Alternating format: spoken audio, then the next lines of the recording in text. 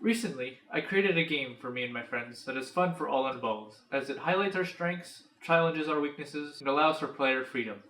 About a month ago, we decided to play a tabletop game called Dungeons and Dragons. If you are unfamiliar with it, there is one player that is the game master, who creates a game space for all the players to play in. I chose to be this GM, but I chose to make something bigger than just defeat the bad guy game.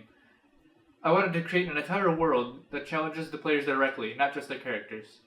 There were many challenges I had to pull this off, some as simple as creating the world and what my players had to do with it.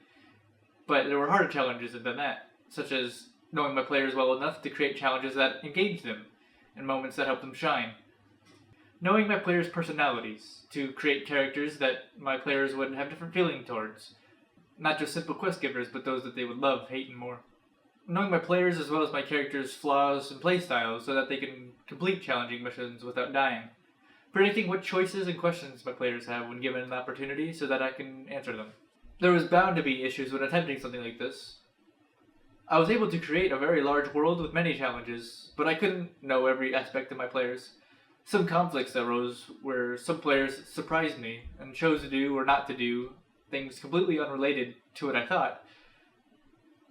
Some players simply didn't care for the world that I built and had more fun swinging the sword rather than engaging in the story. And players always wanted more, whether they realized it or not. Each session had to have a bigger reward, a more interesting character, or a more exciting moment. In all, I believe I did a pretty good job of what I set out to do. We continue to play even to this day, so there are still new things that come up. But all my players have fun and are engaged with what's happening, are tested in their strengths and weaknesses, and are interested in what the next big thing is. Knowing your audience, in my case, my players, is a huge part of leading, entertaining, and engaging them. Knowing not only your players' weaknesses and strengths, but their interests and desires as well.